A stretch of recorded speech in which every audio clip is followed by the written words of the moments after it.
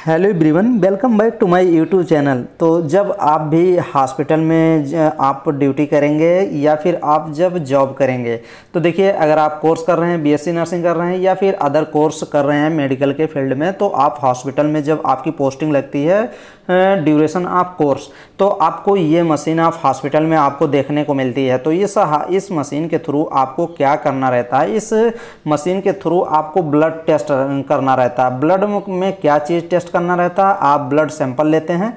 कहाँ से सैंपल लेते हैं, चलिए आपको कुछ चीज़ें आपको बताते हैं और वीडियो भी आपको दिखाएंगे।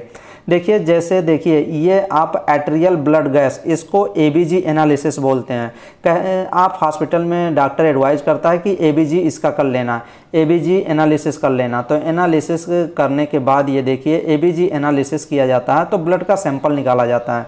थोड़ा सा ब्लड निकाला जाता है शरीर से। तो ये देखिए ब्लड कहाँ से निकाला जाता है, an arterial blood gas. ABG का फुल फॉर्म होता है एट्रियल ब्लड गैस। अब एट्रियल ब्लड गैस मतलब आर्टरी से ही ब्लड निकाले जाएंगे। ये देखिए atrial blood gas test measure the oxygen and carbon dioxide level in ever blood.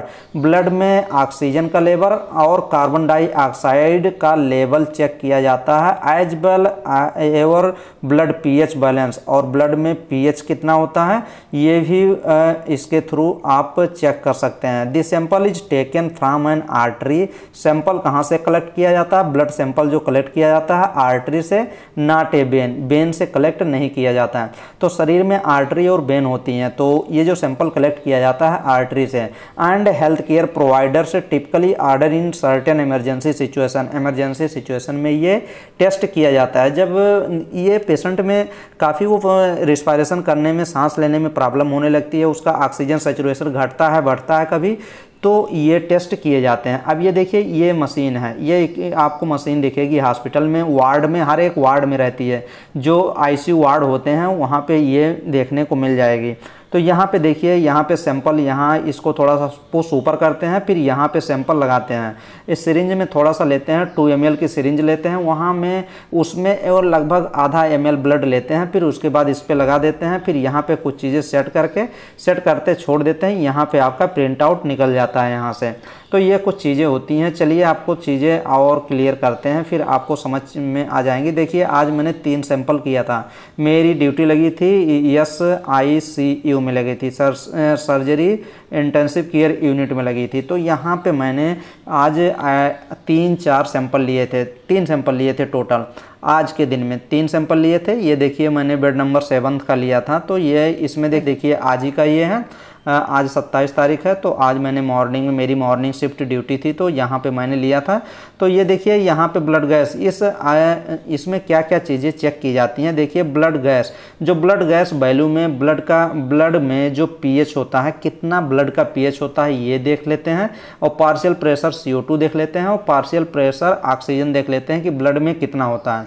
देखिए यहाँ पे अगर ये आपको देखना है ना, तो ये देखिए इधर नॉर्मल वैल्यू दिया रहता है कि कितनी नॉर्मल वैल्यू रहती है, और ये पेशेंट की वैल्यू होती है, जो पेशेंट की वैल्यू आती है।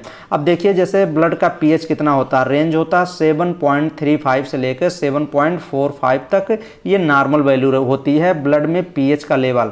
ये क्वेश्चन भी पूछा जाता है कि ब्लड का पीएच कितना होता है, तो 7.3 से लेकर 7.45 तक।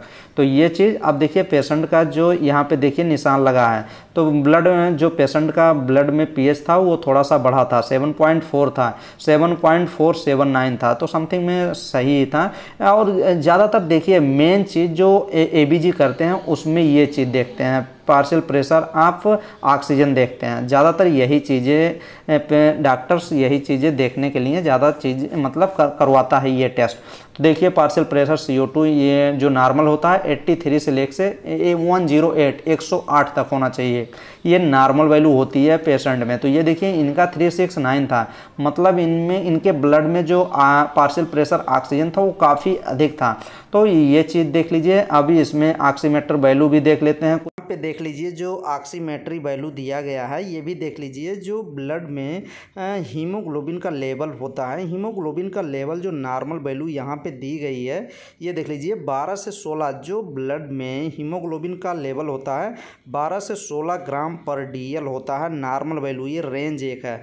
अगर मान लीजिए कोई नॉर्मल पर्सन है, कोई भी डिजीज नहीं है शरीर में, अगर वो ब्लड टेस्ट कराता है, CBC कराए या फिर ABG एनालिसिस कराए, तो उसमें जो हीमोग्लोबिन का लेवल होगा वो 15 और 16 के बीच में आएगा अगर कोई डिजीज कंडीशन नहीं है। अगर मान लीजिए 11 से कम हो जाता है हीमोग्लोबिन का लेवल, तो शरीर में काफ़ी प्रॉब्लम होने लगती है, थकावट महसूस होने लगता है, सांस लेने में प्रॉब्लम होने लगती है, क्योंकि जो हीमोग्लोबिन होता है ये ऑक्सीजन ही पहुंचाता है शरीर में, ये one organ to other organ tissue को भी। ये देख लीजिए सेचुरेशन ऑफ ऑक्सीजन, जो आप ब्लड में ऑक्सीजन का लेवल होता है, सेचुरेशन ऑफ ऑक्सीजन वो 94 से लेकर 99 के बीच में होना चाहिए, जो कि हॉस्पिटल में काफ़ी इम्पॉर्टेंट होता है जब वेंटिलेशन पे पेशेंट होता है। और इलेक्ट्रोलाइट वैल्यू भी देखते हैं, ये भी इम्पॉर्टेंट हो जाता है ABG करने में। तो इसमें कैल्शियम, सोडियम, कैल्शियम फिर क्लोराइड ये सब चेक भी हो जाता है। ये नॉर्मल वैल्यू होती है ब्लड में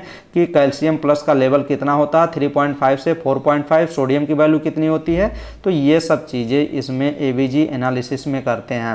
अब देखिए ये सैंपल कहाँ से कलेक्ट करते हैं, ये चीज़ है ना। अब शरीर में आर्टरी 2 जगह से ये सैंपल कलेक्ट किया जाता है। एक आप चेक कर सकते हैं, देखिए यहाँ पे एक रेडियल आर्टरी से सैंपल लेते हैं या फिर एक फीमोरल आर्टरी से लेते हैं। फीमोरल आर्टरी कहाँ पे होती है, ये जांघ के एकदम नीचे होती है। देखिए यहाँ पे फीमोरल आर्टरी दिख रही है। अब यहीं से सैंपल लेते हैं या यहाँ से ले लेंगे, ज़्यादातर रेडियल आर्टरी से लेते हैं। अगर रेडियल आर्टरी से नहीं निकलता है सैंपल तब फीमोरल आर्टरी से लेते हैं, और आर्टरी में प्रेशर ज़्यादा होता है ब्लड का, तो यहीं से लेते हैं। देखिए अब यहाँ पे रेडियल आर्टरी कहाँ पे होती है, ये देखिए जो अंगूठे के तरफ रेडियल आर्टरी होती है और इधर तो अल्नर आर्टरी होती है ना। तो ये देखिए ऐसे हाथ में देखिए यहाँ पे अल्नर आर्टरी, यहाँ से नहीं लेते हैं, यहाँ रेडियल आर्टरी जो अंगूठे के तरफ से जो आर्टरी आती है डीप आर्टरी होती है, मतलब डीप में होती हैं। तो यहाँ पे एकदम डायरेक्ट 90 डिग्री पे एकदम पिंच करना होता है और सिरिंज को, तो यहीं से रेडियल आर्टरी से ब्लड ले लेते हैं। फिर उसके बाद जाके अपना डायरेक्ट मशीन में सेट करते हैं। तो वहाँ से आप डायरेक्ट 1 मिनट का ये टेस्ट होता है, 1 मिनट में आपके ये पूरे सैंपल का रिजल्ट आ जाता है। तो चलिए आपको थोड़ा सा मशीन भी दिखाते हैं कि समझ में और चीज़ें आ जाएंगी। तो ये आपकी मशीन आप देख सकते हैं ABG एनालिसिस। ये देखिए इसको ऊपर थोड़ा सा करते हैं, यहाँ पे पिन करते हैं, सिरिंज के द्वारा लगा देते हैं सैंपल। फिर उसके बाद यहाँ देखिए डाटा दिया गया है, और ये जो आप मशीन का ये देखिए स्क्रीन आपको पूरा दिखेगा। यहाँ पे देखिए वैल्यू दी गई है। फिर यहाँ पे देखिए, यहाँ पे आपको डाटा शो, यहाँ देखिए मैंने सैंपल लगा दिया है। यहाँ ऊपर आपको देखिए राइट से 1 मिनट 59 सेकंड 57 सेकंड, अभी ये डाटा आपका रिजल्ट आ जाएगा। फिर ये देखिए प्रिंट आउट भी निकल, ये देखिए कंप्लीट हो गया प्रोसेस। अब सिरिंज आपको डिस्कार्ड कर देना है निकाल के सैंपल को, और यहाँ से देखिए प्रिंट आउट ले लेना है। यहाँ पे जाइए, मेनू पे जाइए, यहाँ पे रिजल्ट पे करिए ओके। ये देखिए 7वां नंबर मैंने अभी अपडेट लिया है, तो इसका प्रिंट आउट यहाँ से आप ले सकते हैं। देखिए प्रिंट यहाँ लिखा है, चलिए मैं प्रिंट कर देता हूँ। प्रिंट करने के बाद ये देखिए सैंपल आपका निकल जाएगा। तो ऐसे ही ABG एनालिसिस कर लेते हैं। ज़्यादातर इसमें पासवर्ड डालना रहता है, पासवर्ड सबको पता होना चाहिए जो मेडिकल पे में वहाँ काम करते हैं। तो मैं ये अभी सैंपल मैंने ले लिया हूँ, तो चलिए मैं सैंपल को फाइल में अटैच करते हैं।